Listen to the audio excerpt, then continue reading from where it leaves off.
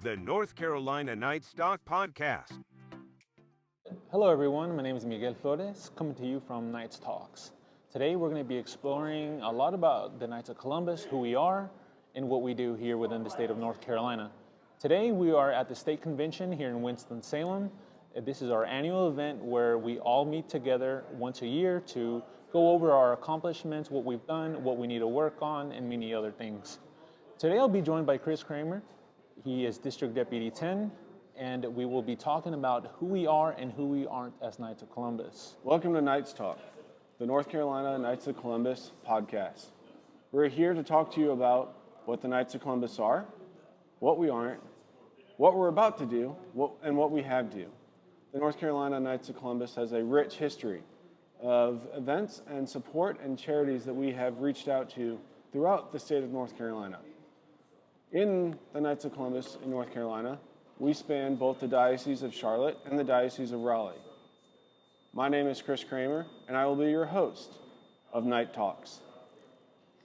The rest of this episode, we will talk about some of the rich history of the North Carolina Knights, along with why the Knights of North Carolina have an important mission.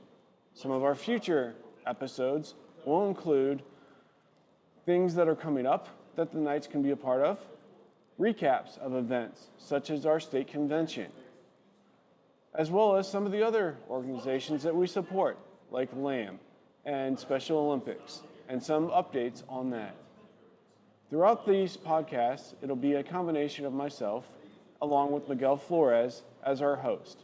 We'll be interviewing people throughout the state on their understanding of what the Knights are and what it means to them as well.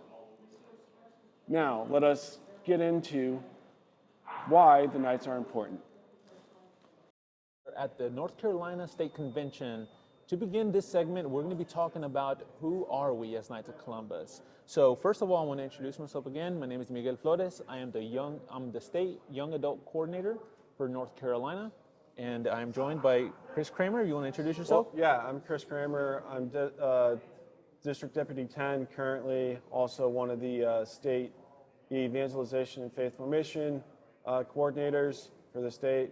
What Miguel has also forgot to tell you is that he is our host for this podcast, and humbly, he doesn't like admitting that, but he is our host, and he is going to kind of bring us in every week or every month to talk about things that the Knights of Columbus are doing.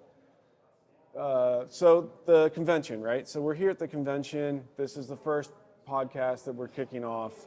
What are you expecting out of this convention? Well, first of all, I mean, this is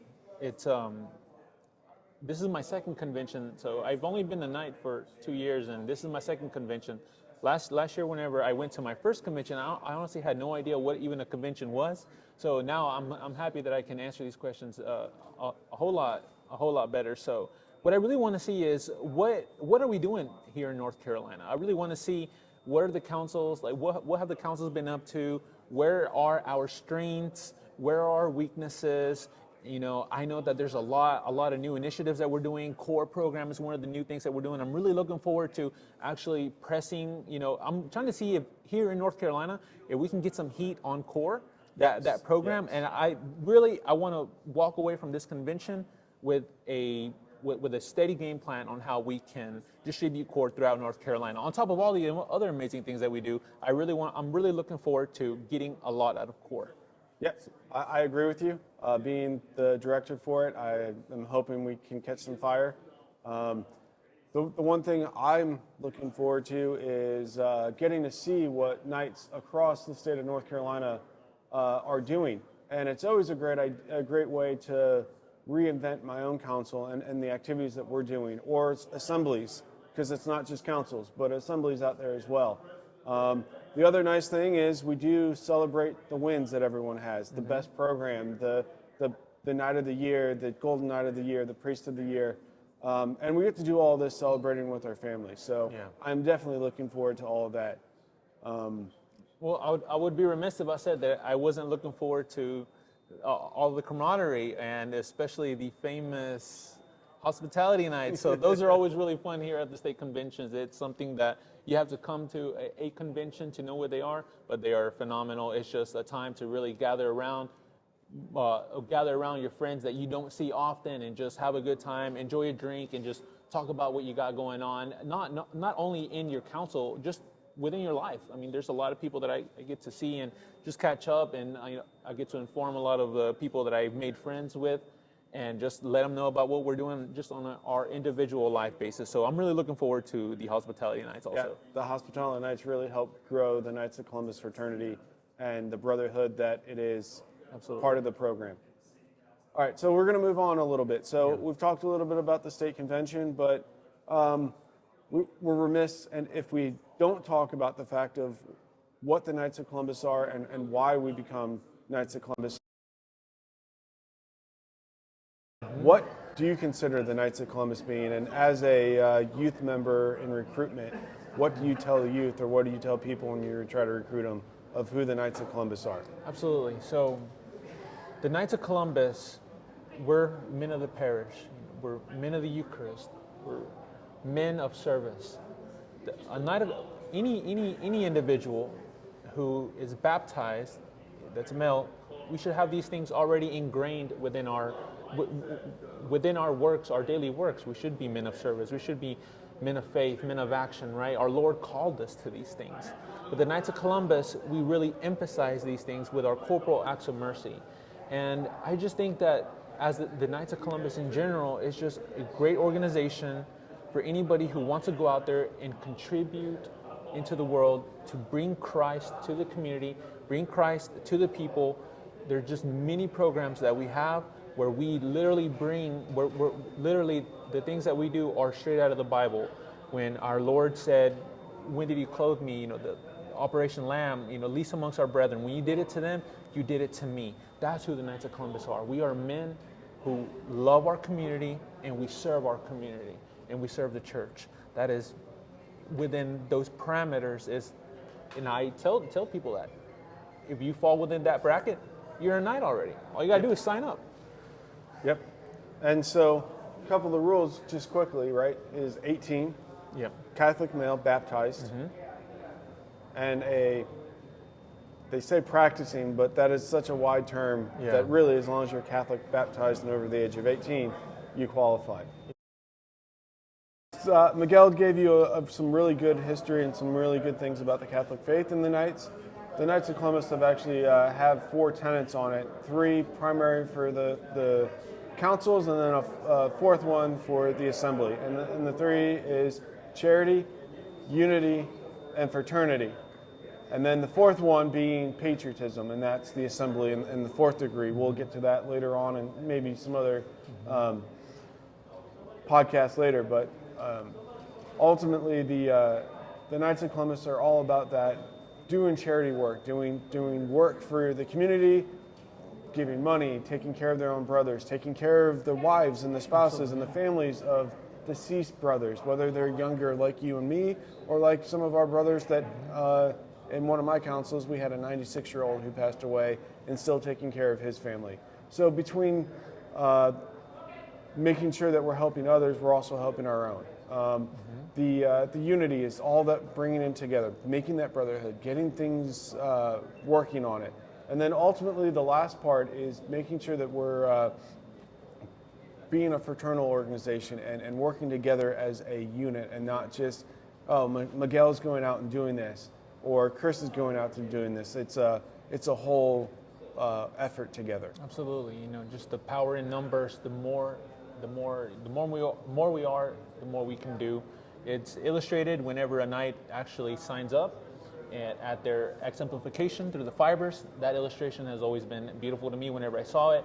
Once, for those of you who have gone through the exemplifications, many of our audience. Or those of you that haven't seen the new exemplification but know the old school 1st, 2nd, and 3rd degrees, it's the 2nd degree. So think back to when you went through your 2nd degree. Yeah, full disclosure, I've only been a knight for 2 years, and it's just been amazing to me. So, and I would really like to, talk a little bit about my experience about being a knight, and one of the reasons why I joined, and the things that we do that are keeping me in the order. But before we get to that, I want to talk one other thing that the Knights are, or that we get known for quite a bunch, right?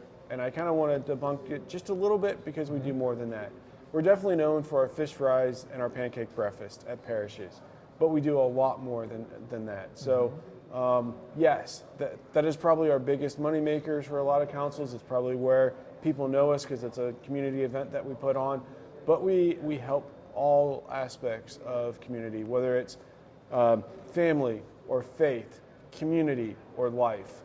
We are involved in all aspects of the Knights of Columbus, and we continually create new programs as the one that we're creating here in North Carolina, Sleep in Heavenly Peace, where we make beds for kids. And that is not a program that has been around for a while, that kind of came out of North Carolina. So yeah, let's go ahead and let's kind of talk a little bit about your reasons for being a Knight and what keeps you coming back. So I actually signed into the organization on December of 2021, sorry. So like I said, maybe going on 2 years, and literally the Knights of Columbus has changed my life. I remember signing up, and then within 4 months, I was invited to go to the state convention, and here I came, just this individual who had barely gotten a taste of what the Knights are, and walking into Greenville, North Carolina for the state convention for the year 2022, and walking in there and just seeing all the men with all the badges and saying, like, what did I get myself into? Like, why did I sign up? Why am I here? But like, yeah, but I think you were brought into the family pretty quickly. So I was, and I thank God for that. I literally thank God, and I see God's hand providentially within me becoming a Knight, and I really think that it's God's effort that I'm here, and I think it's God's will that I'm here. And what I love about the Knights of Columbus is that the ability it's had to impact my life, which is really why I want to share this with other individuals. I mean, if you're not a Knight, sign up, you know. But the Knights of Columbus, it's done so much for me. So, for example, here I was, this individual 4 or 5 months in, not knowing many things, still learning the formalities and being thrown into a state convention and absorbing everything. And after the state convention, you know, I was approached by JC. He is the past state deputy, and you know, I'll go into maybe that story a little bit at a different time. But the state convention really gave me a jump start, not only for the Knights but within my faith. It showed me what men out there are doing, and that's when I said I want to dive head deep into the Knights of Columbus. I heard about programs, Operation Lamb, aid and support after pregnancy, ASAP, just a plethora of things where men are out there worldwide, not just within our state, but I learned what we were doing within the state of how we're taking care of God's people. That is what we're... And don't forget, yes, it's mostly men, but it's also families. Yes. It's highly encouraged to bring your family along. Mm-hmm. And yes, Miguel has been in for about 1.5 years and has jumped full in. Some people can't do that, but that's not a problem. Correct. All we really ask is that you support at least 4 hours a year, and 4 hours could be one fish fry, it could be 4 different meetings. Really, we just want to meet you where you're at and what you and your family can do. We have so many different programs that we could help wherever it is. And if you're already involved in some of the programs in the parishes, we want you to continue doing it. Just wear the Knights of Columbus badge and the pin. I actually have a reverse story from you. You jumped deep in. I actually joined in college. I actually wasn't very involved. And then I left college, right? You graduate, you move on. I wasn't involved for like 5 years. But then I started getting involved with my local council when I finally settled about 5 years after college, and I started getting involved. So again, I don't think Knights always need to be full in all the time. Right. It's where you are in your life, and it's how we can, the Knights can help you as much as you can help the Knights and the community around you. Mm-hmm. It's not just the Knights, it's the community and the parish that we have. No, and I mean, I just saw what we're doing out there, and part of this, my wife has actually been, every step of the way with me being a Knight of Columbus. So I've been married for 3 years, so relatively new, right? And my wife really enjoys the things that I'm doing. She sees the values that we stand for. Most of our council events, my wife's right there helping us, right there. Again, goes back to, you mentioned men, and it is definitely a men's organization, but family, and your wife being right there with you. Yeah, just this year alone, in January, we actually went to the the pro-life march. So my wife and I, and my, at the time, 3.5 month baby were in Washington D.C. standing for life, standing for those unheard voices. We were out there with the Knights of Columbus, making a stand, showing people what we're about. Just my little family unit, and with millions of people watching, thousands of people, there. It was just a great experience, and I really think that if there's men out there who feel the need to, want to serve, in a certain way, and like you said, it doesn't have to be head deep. You can start out by, a couple of, community hours doing some events at your church, but it's just a way to stay online. Like, that's just a term we use a lot right now. Just stay online with your faith, with your community. And it's beyond just faith too, right? We made a mention, one of the pillars is fraternity. Yeah. It's great. I mean, guys come out to do fish fries. Why? Because it's I won't say party, but people really get to know each other there, and they really like that interaction, and so they keep coming back through Lent. And it's almost like they're able to have their own friends outside of that have the same point of views. Whether it's a 30-year-old or a 20-year-old interacting with a 70 or 80-year-old, like, age doesn't mean anything there. It's, you're all working together for the same purpose, but you have common backgrounds, you have common values, and it's a great place to kind of continue that fraternity. Absolutely, yeah, no. So any man out there who is looking to help take care of God's people, anyone who wants to contribute to their community, contribute to your parish, reach out to your local to your local Grand Night, or if you're on fire, just go straight to the website, kfc.org/join. Join, and make sure to put in the promo code for a free membership for the first year. Whenever anyone's watching it, make sure to use the promo code that is available to you at the time to receive the free membership for your first year. But that's just something to do. Yeah, if you're on fire, jump head deep, go in there. One of the reasons why I joined was just to be responsible and to take care of my family. That's one of the things that we'll be exploring at a different time. But really, if you're a man and you love God, and you want to contribute to your community, sign up online, reach out to a member at your council or parish. Or if you don't know parish, a council, reach out to people in parishes. Look for badges like these. Most of them wear it in their parishes. If you don't see any, they might have pins on. If not, talk to your priest, and he'll be able to help you, guide you to the right place.